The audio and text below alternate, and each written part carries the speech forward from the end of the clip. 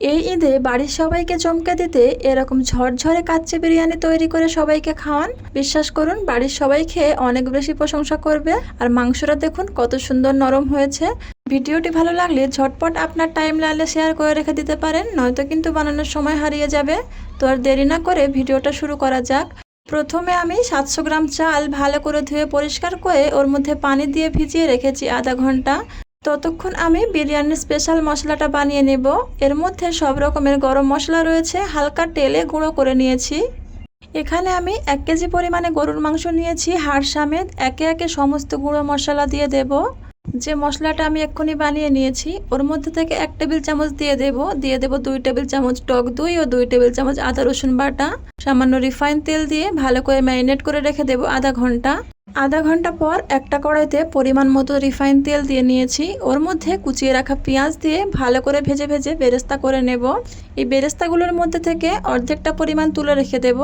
আর এই বাকি বেরেস্তার উপরে ম্যারিনেট করা মাংসগুলো দিয়ে ভালো করে ভেজে ভেজে কষিয়ে নেব।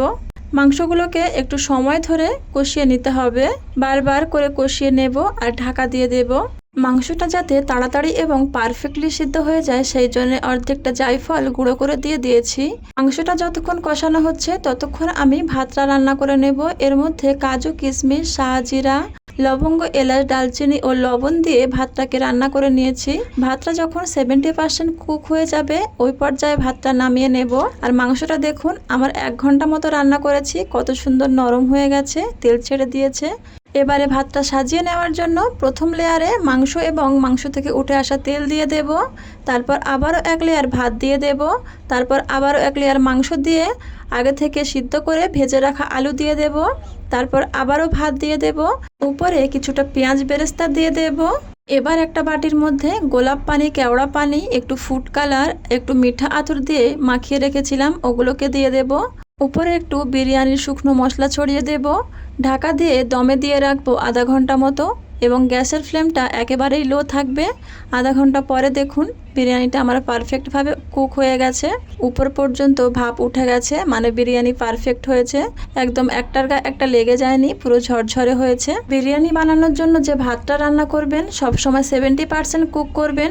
এতে করে দম দেওয়ার পরে ভাতটা পারফেক্ট হয় এবং ঝরঝরে হয়।